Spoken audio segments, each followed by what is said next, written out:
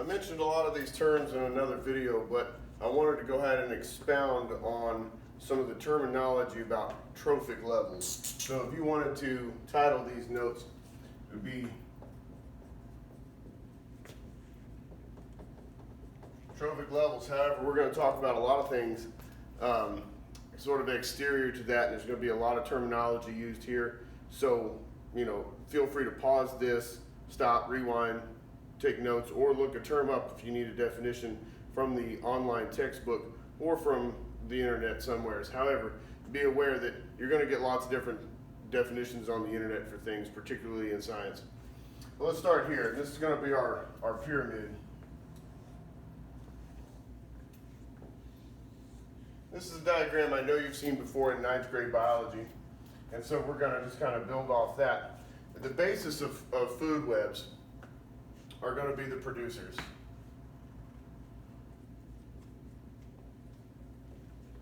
Now, of course, you remember from biology, that's also called autotrophs. Troph referring to either feeder or feeding or age. In this case, it means self-feeder. Producers, autotrophs, or just good old-fashioned plants. Now, it does not necessarily have to be plants. There are things out there that do photosynthesis that aren't plants, particularly algae, okay? So there are blue-green algae, photosynthetic algae, and photosynthetic protists as well. So that, normally we wouldn't start a biology lesson here, but in AP Environmental, I expect you to know these things already, that a lot of our food webs are actually based more on, or as much on protists, photosynthetic protists, as they are plants.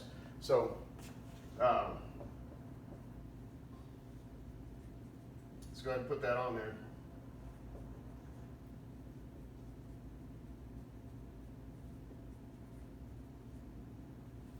So photosynthetic protists, algae, can even be something like lichen that's actually a symbiotic relationship. You can add that on here, but those are going to be our photosynthetic organisms. That's what you need to know here, that these are all terms for photosynthetic organism. They're going to get all of their energy from the sun. So the sun does not go on food webs, doesn't go on food chains. It's not going to go on this trophic level chart either, because this is radiant energy. This is radiant energy. At this point, we're talking about chemical energy being passed up through a food web. So this is referring to the carbon cycle, the nitrogen cycle, the phosphorus cycle, all those things. These are the chemicals moving through the living world right here. That's where we start talking about it. This is radiant energy from the sun. Mars gets radiant energy from the sun.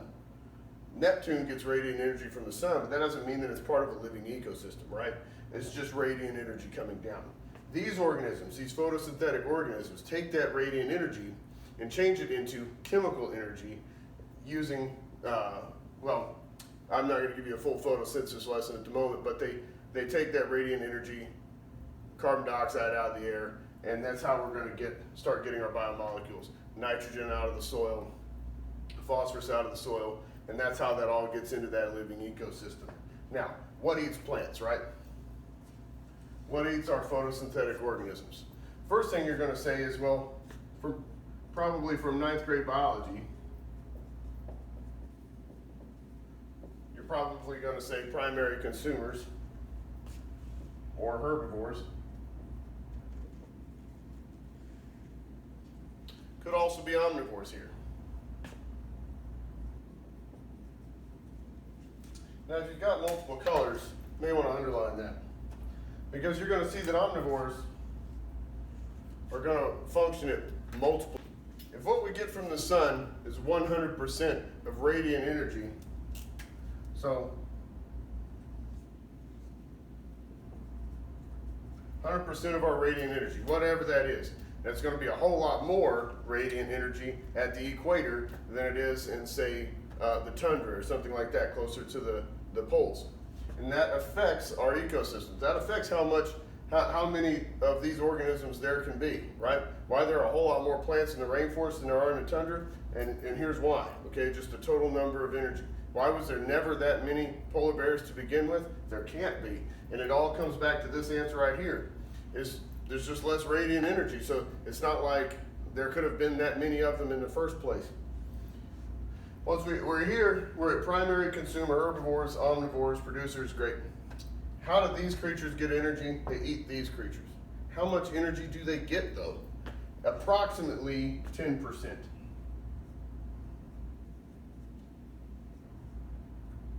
This is called the 10% rule. It's an approximation, of course, and that fluctuates based on lots of things.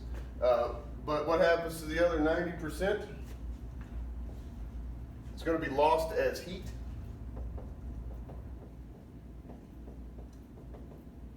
Or reradiated.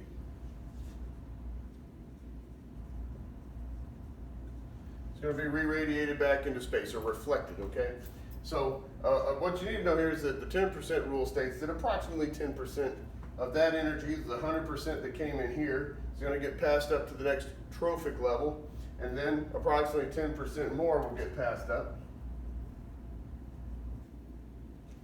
10% of whatever was here. So what kind of things live here? What might eat a primary consumer or eat herbivores is going to be our carnivores, right? Secondary consumers.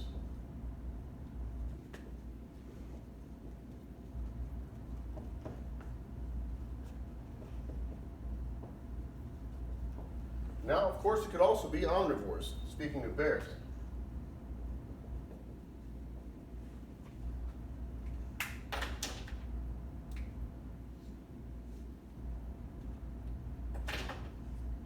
What might eat secondary consumers?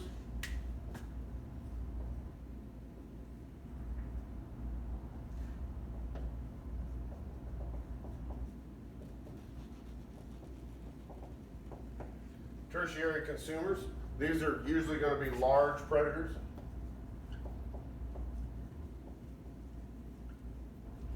Could also be the great bears. Omnivores. Could be pigs. Could be lots of things.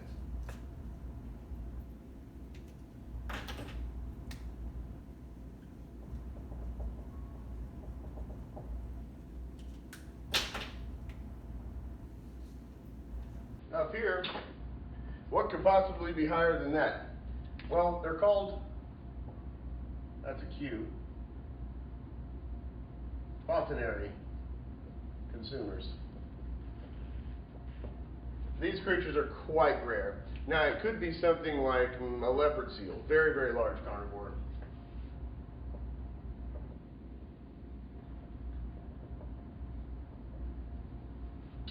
Could also be our omnivores again, the great bears perhaps.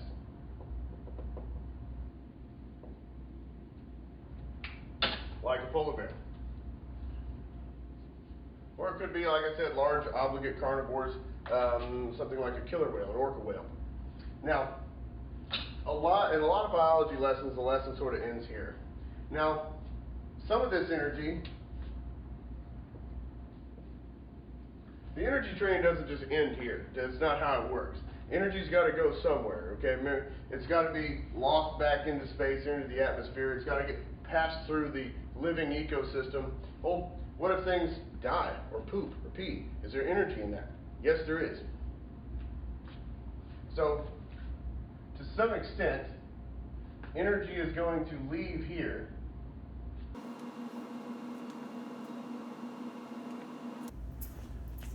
Energy is going to leave here and go to a series of organisms, or a whole living community really, called Detritivores.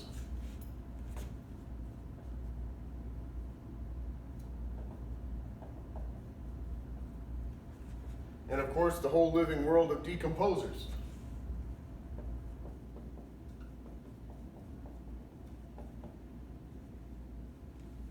So you're going to wonder, like you probably wondered as a kid, why are there things like flies and maggots? Why are there things like mushrooms and bacteria everywhere?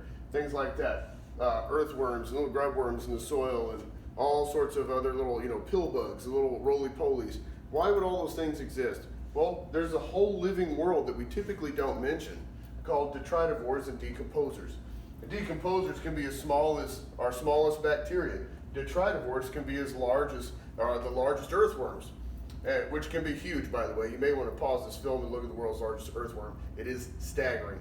And of course, bacteria can be so small that you need an electron microscope to see them. So they're remarkably small. It's a whole living world there with detritivores and decomposers. And so a lot of this energy ends up with them. Now, in terms of biomolecules, our biomolecules end up with them too, okay? So some of them are directly disposed of into the soil, like you saw in the phosphorus video with the goat. Excrement, poops, pees, or dies, okay? So a dead body is going to go to the detritivores and decomposers, but a lot of excrement and things goes directly to the decomposers, to the bacteria and fungi in the soil, and that's going to return the phosphorus back around to the soil. It's going to return some of that nitrogen back around to the soil if we've got the correct bacteria to fill out the nitrogen cycle. And some of it's going to go back to the air. And some of that carbon is going to go back to the air. A lot of it is. Some of it will end up in the soil as well. So what you don't see here, it's difficult to draw on this diagram, is that really this is the same story as the carbon cycle, nitrogen cycle, phosphorus cycle, and so on. We're talking about energy, okay? But all of those molecules that contain that energy, that chemical energy, are part of those biogeochemical cycles that we already discussed. I want to switch colors on your notes as well. I've pushed you back a little bit because I'm going to continue to kind of fill out some more of this screen because there's so much to talk about here that we typically. Okay, so the camera died and I was just talking to a not running phone for like 20 minutes, which is bad, but I'm gonna fix that here. So if you're picking up with me here, you should be familiar with everything I've talked about here. Now, the only thing that's different than when I left off is there's some blue arrows, and I'll try to go over that again with a new blue marker that is a little bit easier to see. Okay, so I underlined for you everywhere that omnivores exist and feed, all the trophic levels that they feed at. Now, the reason that I underlined them in red is because that these species have the potential to become dangerous invasive exotics.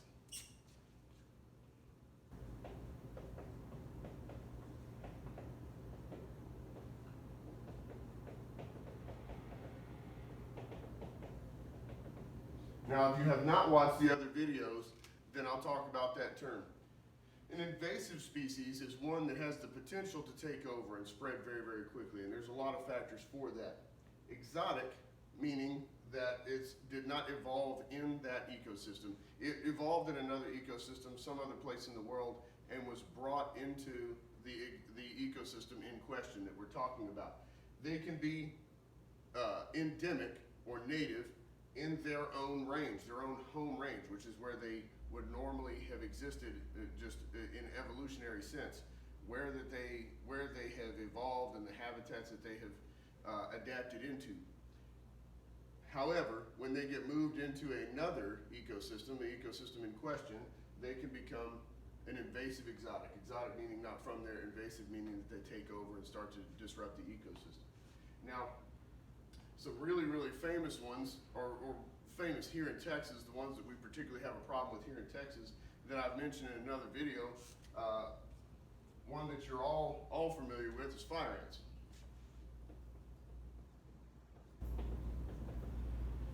You've all been bit by fire ants, probably all over Texas. They exist everywhere from the sands down on the Gulf, all the way up into the clay up on the Oklahoma border, and everywhere in Texas you can find fire ants. And that's true all over the South, right? All the way to Florida and everywhere else, all across the South you can find fire ants in the exotic range, the range here in the United States. They are omnivorous. It doesn't matter if you leave out a soda can or if there's a dead animal or something like that, or even live insects. They will attack and kill things. They'll also use other resources. They're very, very adaptable. They're a habitat generalist, meaning that they can very, very quickly adapt to many different ranges, different habitats, and that makes them a serious threat to be a disruption to the native ecosystem. Another one that we have a problem with all over Texas is wild hogs. Or feral pigs. I've talked about that in another video and how dangerous they can be. They're very, very intelligent, highly adaptable. They are omnivorous. They can eat anything from roots to chasing down live prey. So they can be a serious problem as well. They also breed like crazy. Females can have like 3 to 4 litters of 9 a year. It's really amazing when they have enough resources, just how fast they can breed. The other one that is a global issue, not just an issue here in Texas, but everywhere that people have gone, this species has gone with it, or this group of species has gone with it, and that's mice and rats.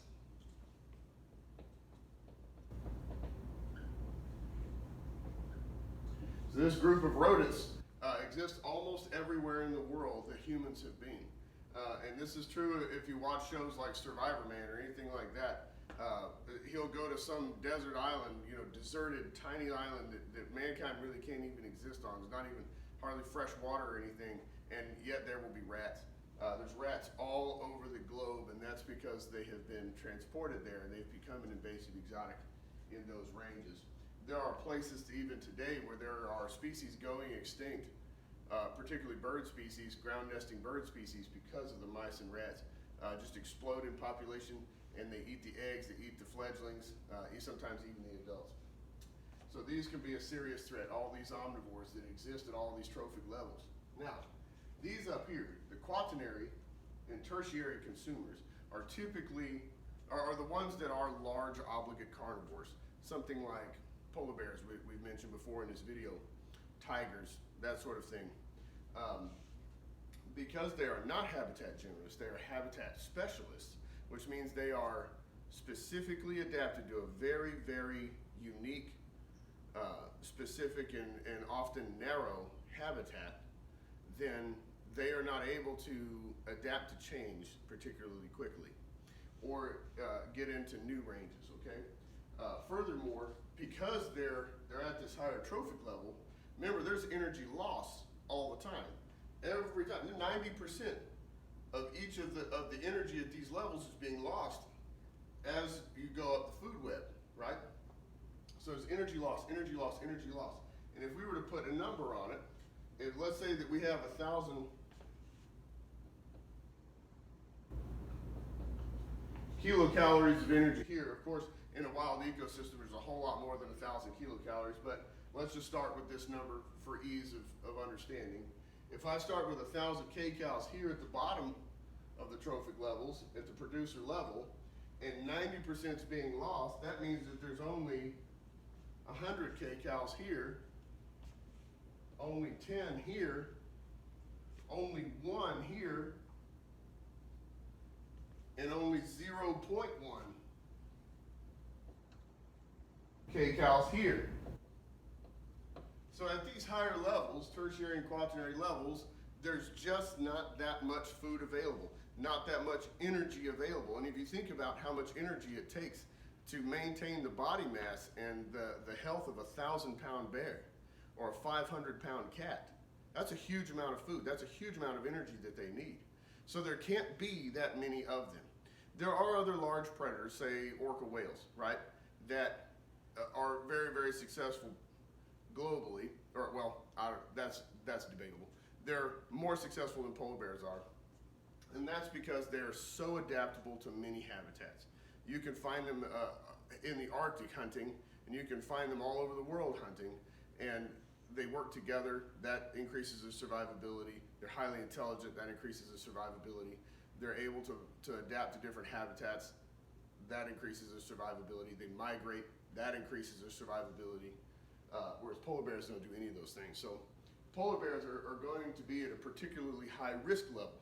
And that's what I'm going to talk about here. These obligate carnivores, these animals that have no other food source. They're not omnivorous. They have no other food source other than huge meat prey, right? They are particularly at risk of becoming threatened and endangered. We call that T&E species, threatened and endangered. And obviously, past that is extinct, okay? So there's an extinction risk.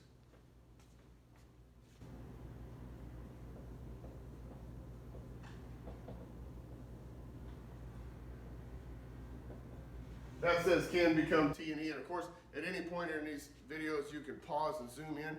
I know that this board is difficult to see, but it's difficult for me to draw these graphs any other way.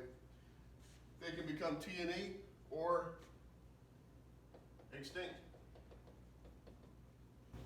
And many of them have, okay? The rate of extinction right now, I've read some scientists say that it's as much as 100 times what is normal, the rate of extinction. I've read some scientists suggest it's 1,000 times the normal rate of extinction. So we are losing animals all through the globe in every part of this, but those species that are particularly limited in energy and particularly limited in habitat are almost doomed to become threatened and endangered species or extinct species worldwide.